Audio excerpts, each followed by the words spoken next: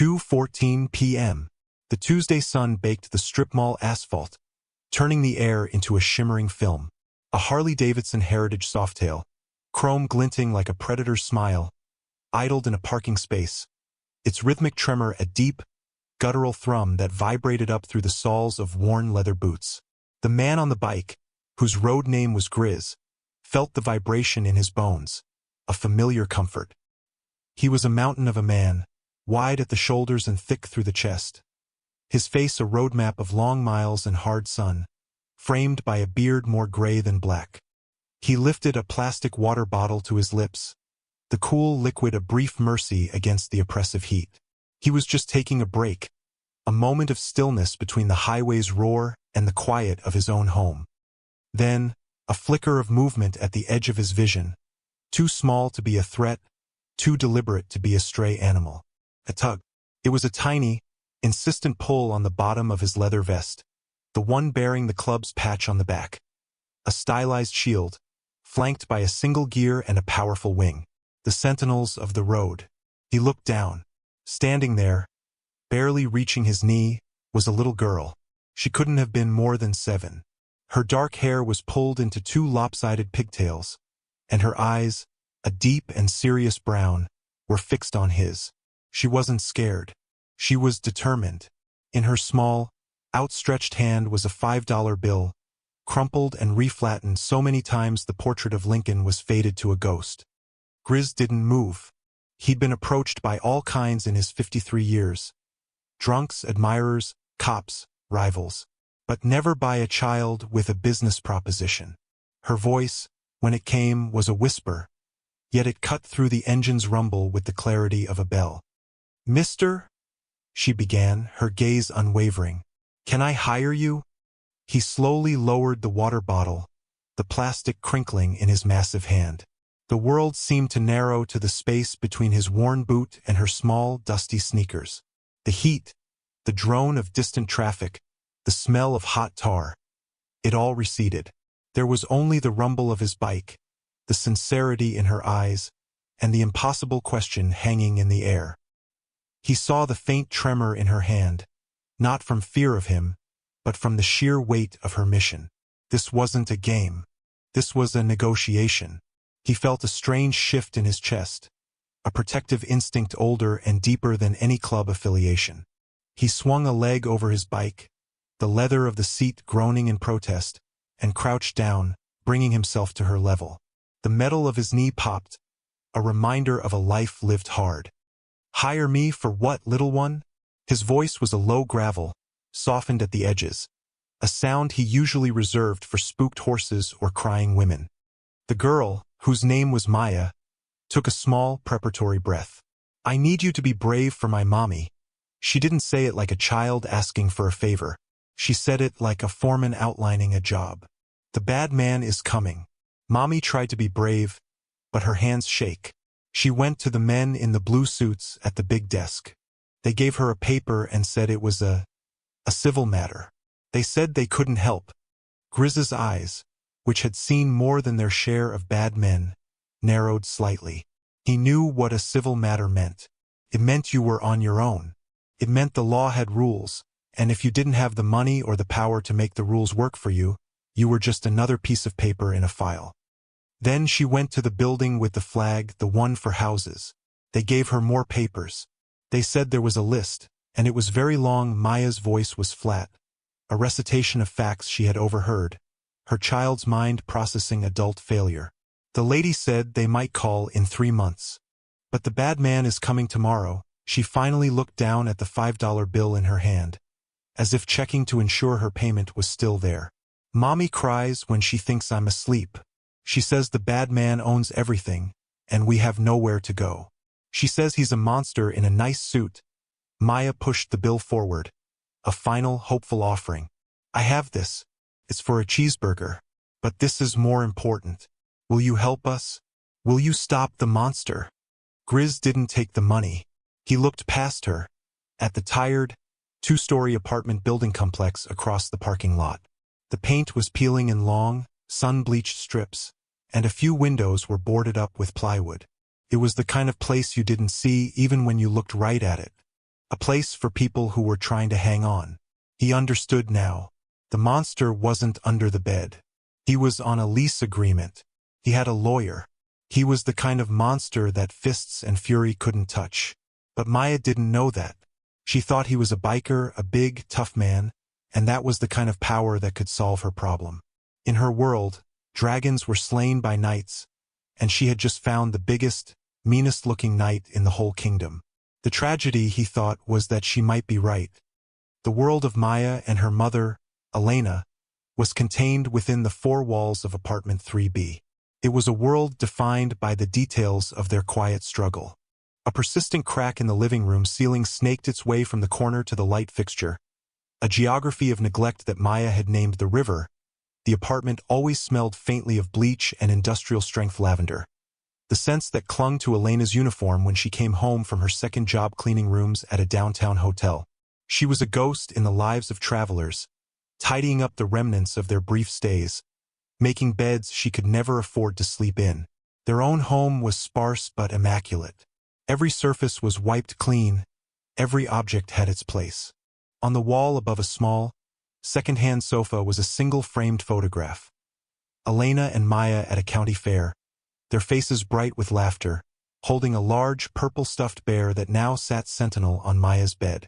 It was a snapshot from a time before, a time when a smile didn't feel like an act of defiance. The trouble had started 6 months ago, when a discreet for sale sign was replaced overnight by a much larger, glossier one. Future luxury residences by Croft Properties. The building was sold. Silas Croft, a Mansay, had a portfolio of such properties, had acquired their home. The first notice arrived tucked under their door. A crisp, professionally printed letter announcing that rents would be doubling to reflect market rates and upcoming improvements for Elena, who budgeted down to the last dime. It was a death sentence. She worked 60 hours a week, a grueling combination of her hotel job and weekend shifts at a diner, just to keep them afloat. Doubling the rent was an impossibility. It wasn't a price increase. It was an eviction notice in disguise. The upcoming improvements were a cruel joke. The plumbing still gurgled ominously, and the electricity in the hallway flickered, but Croft was meticulous about one thing: the paperwork. Elena was a fighter. She had come to this country with nothing but a photograph of her parents and a belief in the simple arithmetic of hard work. You work, you earn, you are safe.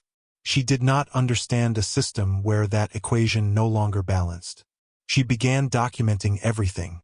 She took pictures of the spreading mold in the bathroom, the rusted-out pipes under the sink, the crack in her daughter's ceiling. She recorded the dates and times the hot water failed. She kept every receipt, every pay stub, every notice from Croft, organized in a 3-ring binder that became her shield and her burden. She paid her rent, the original amount, on the first of every month, sending it by certified mail to create a paper trail Croft couldn't deny. She was doing everything right. The fear, however, was a constant low-grade fever. It lived in the pit of her stomach. It made her heart hammer in her chest whenever she heard footsteps linger outside her door. It was a fear for herself, but a terror for her daughter. Where would they go? The shelter was full of stories she didn't want Maya to hear. A place of last resort that felt like a final failure. So she smiled for Maya. She read her bedtime stories in a steady voice, her hand stroking her daughter's hair, even as her mind raced, calculating, worrying, praying. She thought Maya was asleep when the tears finally came, silent sobs muffled in her pillow, a nightly baptism of despair. But Maya wasn't always asleep. She would lie in her bed, clutching her purple bear, listening to the sound of her mother's quiet heartbreak. And in the silent darkness of their small, threatened world, a 7-year-old's resolve began to harden. The pressure from Silas Croft became a calculated campaign of psychological warfare. It was never overt enough to be a clear crime, always couched in the plausible deniability of building management. One Monday, the water was shut off from 9 a.m. to 5 p.m. A notice, printed on the same creamy cardstock as the rent increase, cited emergency plumbing repairs, but Elena, speaking quietly with Mrs. Garcia in 2A, learned that the emergency was a single leaky faucet in a vacant apartment, a repair that should have taken an hour. It was a test, a way to make life unbearable. 2 days later, the power to their entire floor went out for half the night. The reason given was critical electrical upgrades. The tenants huddled in darkened apartments, using flashlights and candles, feeling like prisoners. The message was clear: you are not welcome here. Your comfort is meaningless. Elena added Dalpan of the notices to her binder. She wrote down the times, the excuses, the impact. The binder grew heavier, a physical manifestation of their persecution. The breaking point came on a Friday afternoon. Taped to their door so aggressively it tore the paint when Elena removed it was a formal eviction notice. It was a symphony of legal jargon, but the melody was simple. Get out. It cited a litany of fabricated violations, unauthorized alterations to the premises, referencing a small shelf Maya had helped her paint, excessive noise complaints, though their neighbors on both sides were elderly and partially deaf, and failure to maintain a sanitary environment, a laughable accusation in a home as spotless as hers. It gave them 72 hours to vacate. That weekend was a frantic, soul-crushing blur. Elena took a day off work, a day's pay she couldn't afford to lose, and went to a legal aid clinic she'd found online. A young, overworked lawyer glanced through her binder, his face a mask of weary sympathy. "He's got you on technicalities, Miss Flores?" The lawyer sighed, rubbing his temples. "Croft has the best real estate attorneys in the city. We can file a stay, but he'll bury us in motions. It will take months, cost thousands we don't have, and honestly, the chances of winning are slim. He knows how to work the system. That word again. It wasn't a shield for people like her. It was a weapon for men like Croft." That evening, as Elena was walking up the stairs, her arms full of groceries, Croft himself was waiting in the dimly lit hallway. He wasn't a monster in the fairy tale sense.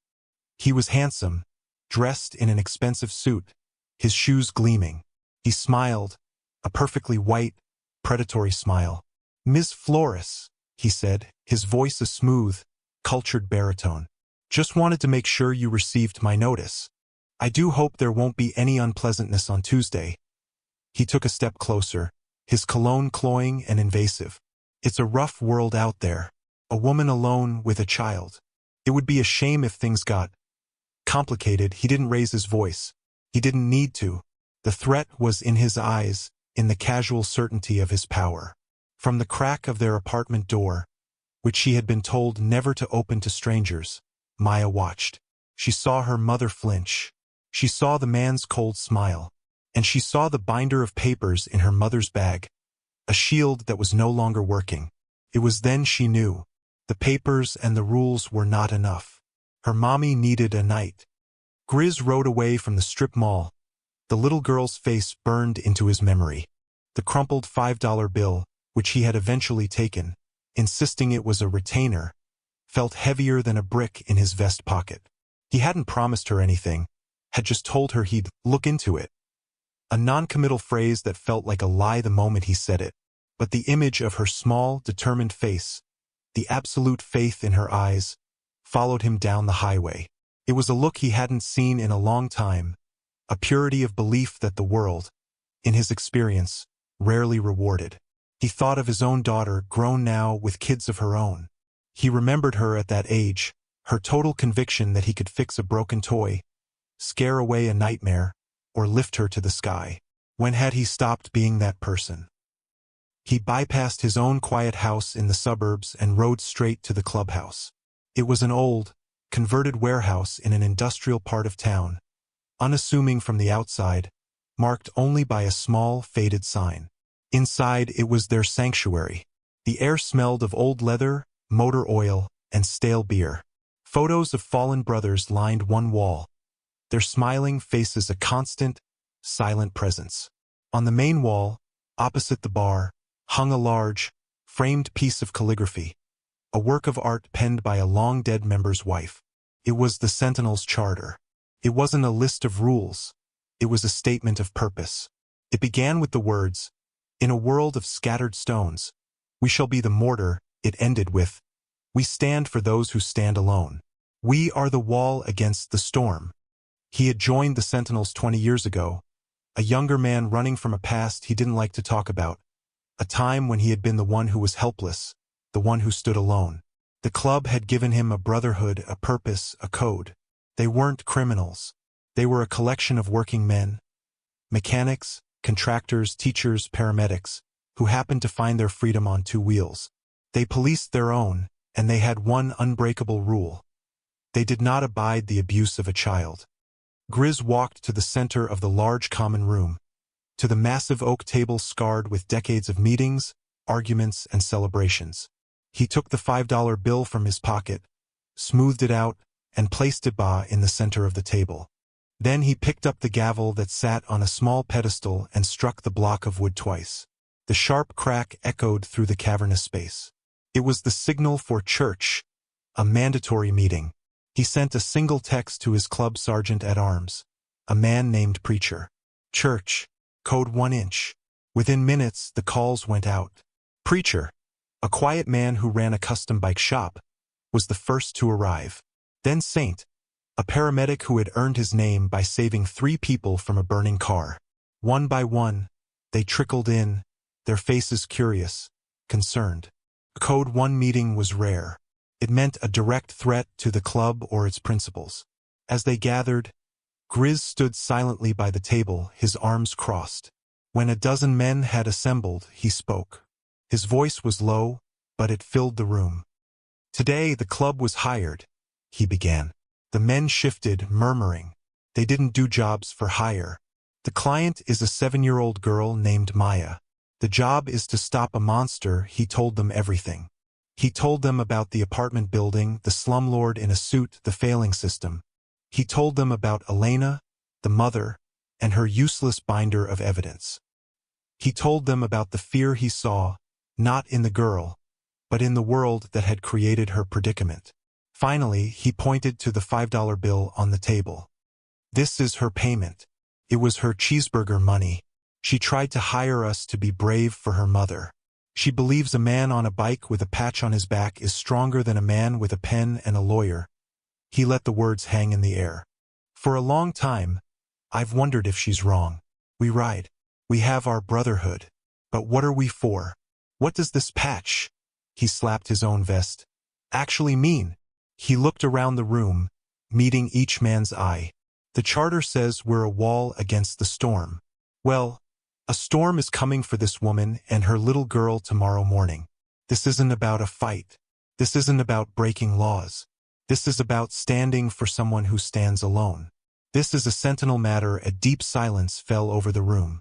Then Preacher stepped forward and placed his hand, palm down, on the table next to the $5 bill. One by one, every man in the room did the same. The decision was made. 6 p.m. The call tree, a carefully constructed network of communication, was activated. The message was simple, passed from sentinel to sentinel across 3 counties. Church, Code 1. The sentinel is at risk. The phrase was their highest alert, signifying that the core principle of their club, to be a shield for the defenseless, was being invoked. There were no questions, only acknowledgments. In a brightly lit garage in a suburban cul-de-sac, a man named Preacher hung up his phone. He had been meticulously polishing the chrome on a client's engine casing. He carefully set down his cloth, covered the engine block with a clean sheet, and turned off the lights. He walked to his own bike, a stripped-down Road King, and gave it a quick, professional once-over: tire pressure, oil, brake fluid. His movements were calm, economical, the motions of a man who understood mechanics and mission. 20 miles away, in a 24-hour diner, Saint, a paramedic just off a grueling 12-hour shift, saw his phone light up. He read the text, downed the last of his black coffee, and left a $10 bill on the counter. He walked out into the cooling evening air, the fatigue of his shift replaced by a familiar, focused energy. He didn't go home. He rode to his small apartment, where he swapped his paramedic uniform for his club-mandated gear. The mobilization was a quiet, dispersed symphony of preparation. It was the sound of a garage door rolling up in a sleeping town, the click of a helmet buckle in a dimly lit parking lot, the low cough and roar of an engine coming to life, then settling into a steady, patient idle. They came from all directions. From a high school, where a history teacher named Booker had been grading papers. From a construction site, where a foreman called Hammer told his crew he had a family emergency.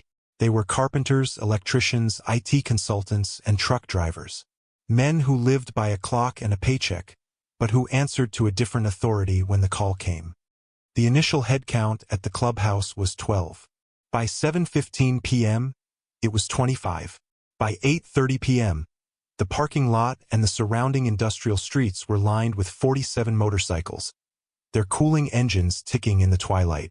There were no club colors, no vests, no patches.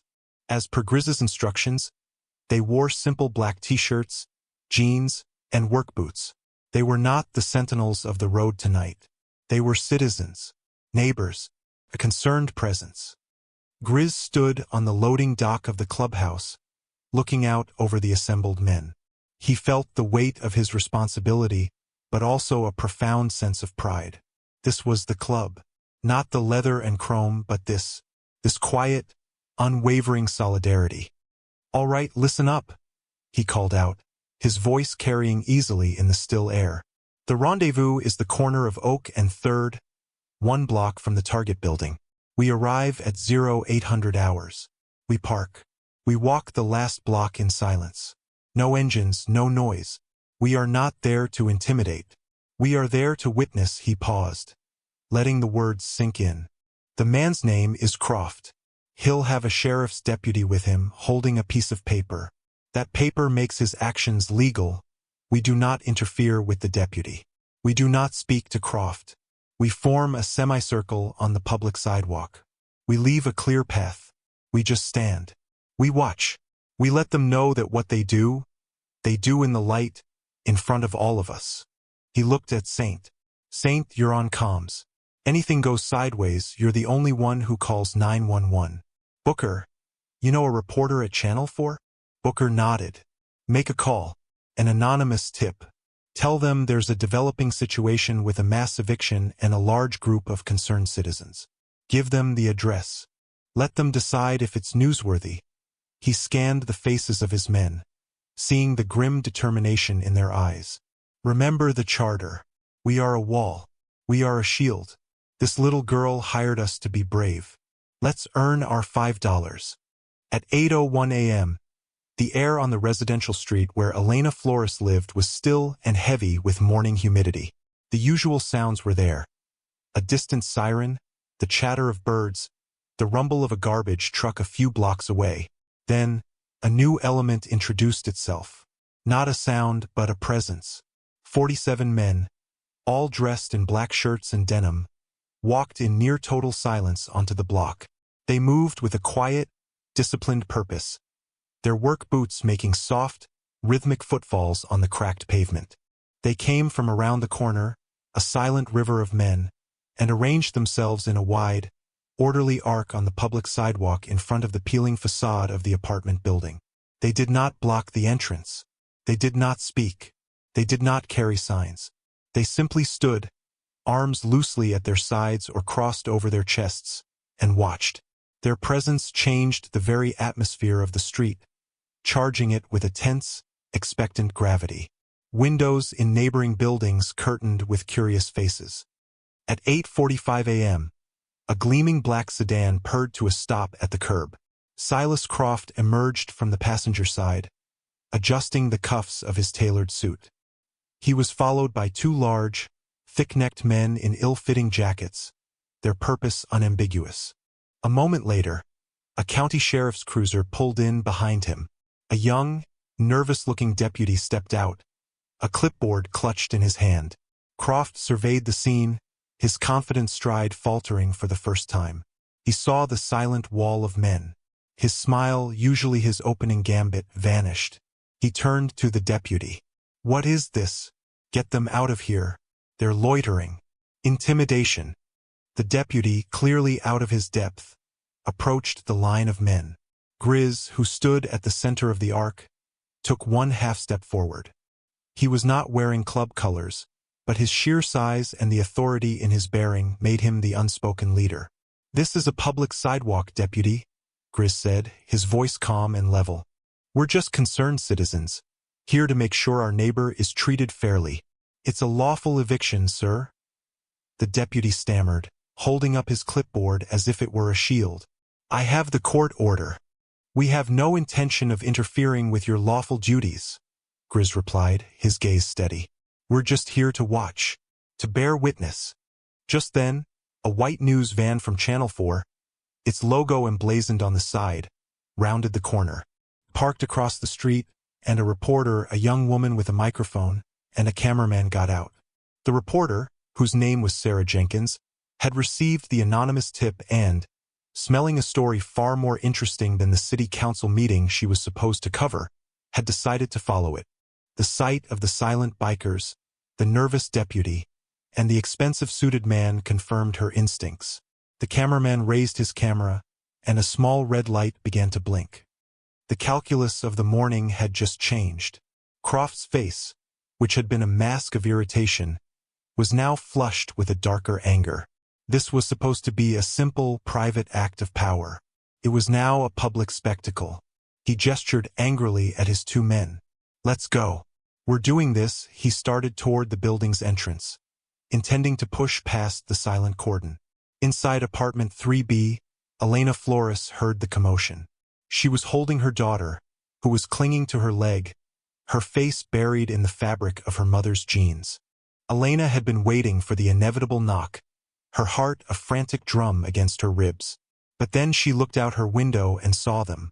The wall of men, the news van, a flicker of something she hadn't felt in months, hope, ignited in her chest. Taking a deep breath, she picked up her binder. She opened her door. The arrival of the news camera was a catalyst. It transformed a private confrontation into a public record. Silas Croft, who operated best in the shadows of legal paperwork and whispered threats, was now standing in a spotlight he did not control. His power was predicated on his victims feeling isolated and invisible. Suddenly, Elena Flores was neither. Seeing a path clear for her, Elena walked out of the building's front door, her worn binder held tight against her chest. Maya was a step behind her, one small hand clutching the back of her mother's shirt. Elena's hands were shaking, but her voice, when she spoke, was clear. She didn't address Croft.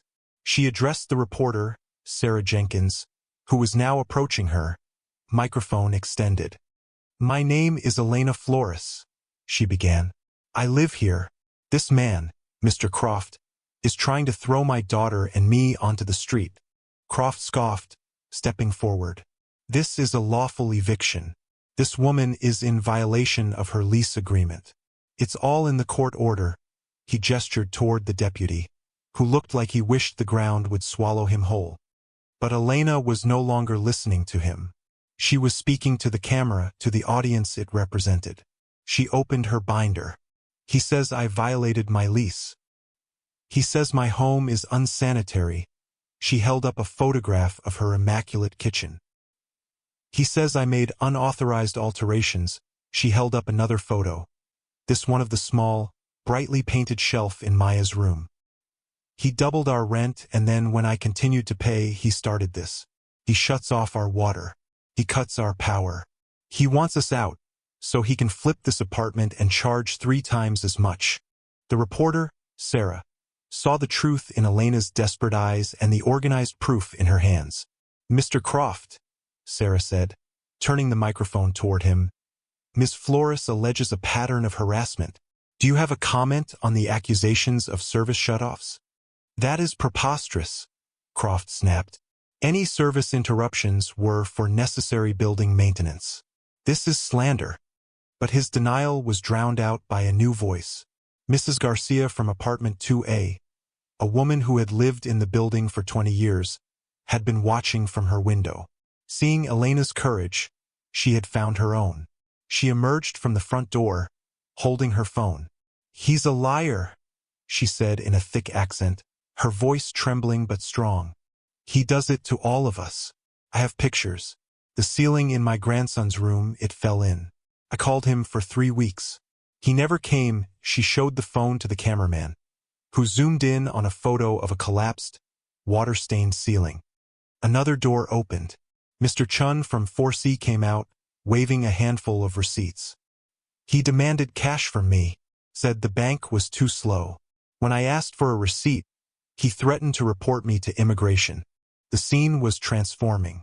The silent community of the fearful was finding its voice, emboldened by the unblinking eye of the camera and the stoic, silent presence of the 47 men who stood witness. The deputy, realizing this was escalating far beyond a simple eviction, discreetly spoke into his shoulder radio, his voice low and urgent. "Dispatch, I need a supervisor at my location." Immediately, Grizz stood motionless, his expression unreadable. He hadn't said a word, hadn't moved a muscle. He didn't have to. The shield was holding. Elena's binder, once a symbol of her powerlessness, had become a weapon of truth, and the bikers were a silent, human amplifier, ensuring her voice would be heard. Croft, surrounded by the tenants he had terrorized and the evidence he had ignored, looked trapped. His mask of respectable authority was crumbling, revealing the ugly face of a common bully. The $5 investment was beginning to pay dividends. The arrival of a black and white SUV signaled a shift in the official response. A sheriff's captain, a man with salt and pepper hair, and a face that had seen decades of street-level politics, stepped out. His name was Captain Miller, and he assessed the scene with a practiced, weary eye. The news van, the circle of stoic bikers, the cluster of angry tenants, a flustered deputy, and a man in an expensive suit who was visibly losing his composure. Miller's job wasn't just to enforce the law. It was to prevent situations like this from becoming front-page embarrassments for his department. He pulled his young deputy aside, out of microphone range. "Talk to me, son. What the hell is going on?" The deputy, relieved, spilled the story. The eviction order, the arrival of the bikers, the tenants' accusations, the binder of evidence. Miller listened, his gaze fixed on Elena Flores, who was now showing reporter Sarah Jenkins page after page of her meticulous records. He saw the photos, the certified mail receipts, the dated log of harassment. This wasn't just a disgruntled tenant. This was a case. Miller walked over to Croft. "Mr. Croft, I'm Captain Miller. Given the number of serious allegations being made here, I'm ordering this eviction to be halted pending a full investigation." "You can't do that," Croft sputtered, his face crimson. "I have a court order. This is my property." "It may be your property, but this is my city," Miller said, his voice dropping to a low, non-negotiable tone. "And right now, you're creating a public nuisance and are the subject of multiple credible accusations of tenant harassment, which, I might add, is a criminal offense. I suggest you and your associates leave the premises before I decide to detain you for questioning." The two large men behind Croft, sensing the tide had turned, took a half-step back. Croft, for the first time, looked truly beaten. He shot a look of pure venom at Elena and then at Grizz, before turning stiffly and getting into his sedan. The car sped away. The tenants broke into a small, relieved cheer. The captain then addressed Elena, his tone now respectful. "Ma'am, I'd like to take a look at that binder. And I'm going to have someone from the district attorney's office give you a call this afternoon."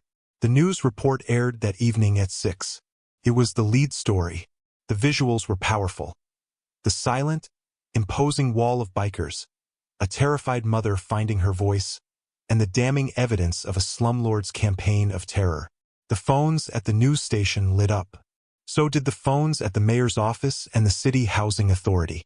By the next morning, an emergency inspector was at the apartment building. A man who, under the glare of media scrutiny, found dozens of serious code violations Croft had been ignoring for years.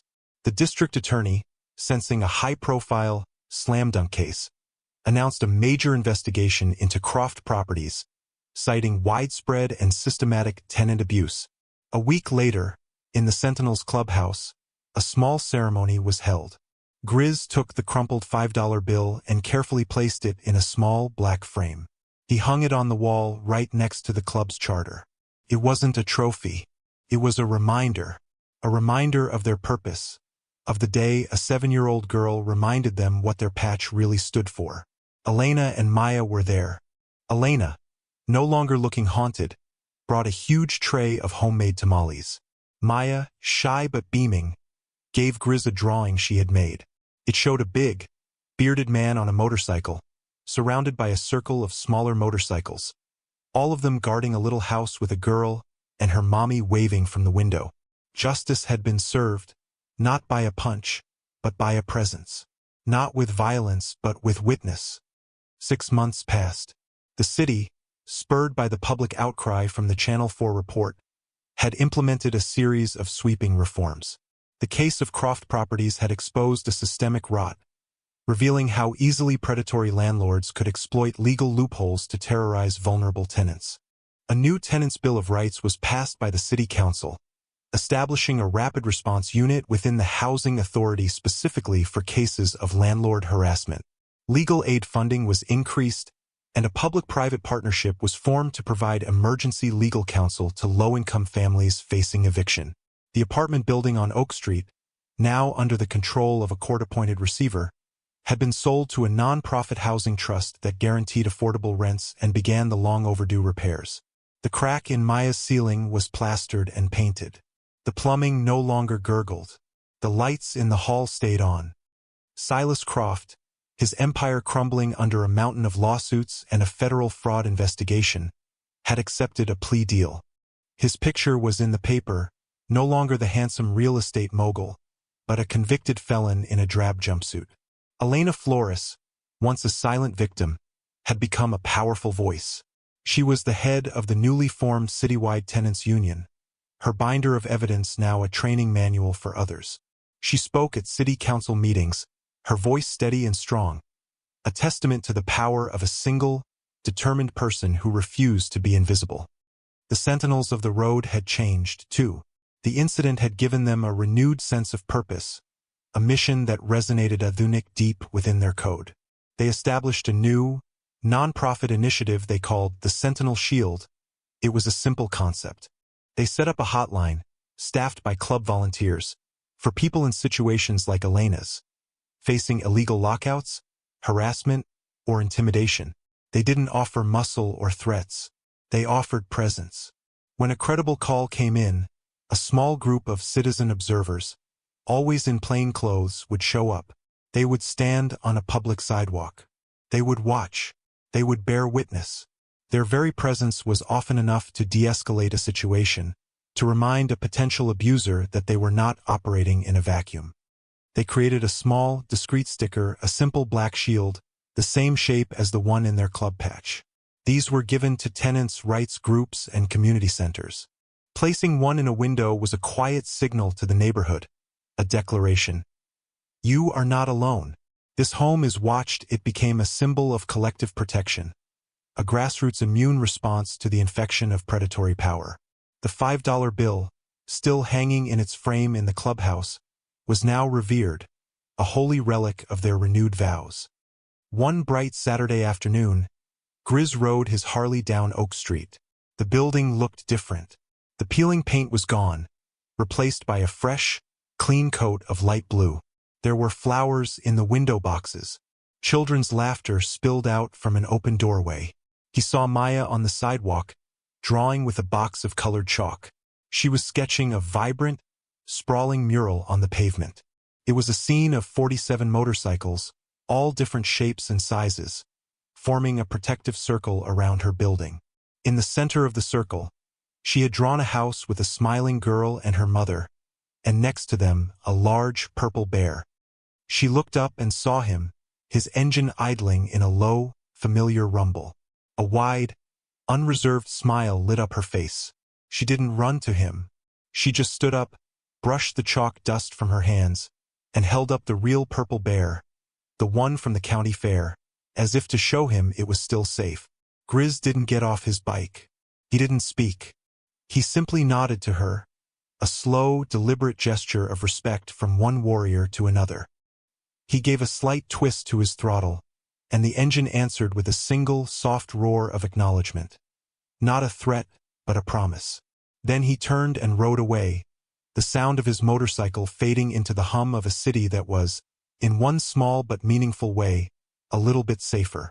The drawing on the sidewalk remained, a temporary monument to a permanent truth, that sometimes the strongest wall is not made of brick or stone, but of the simple, unshakable courage of a community that decides to stand together.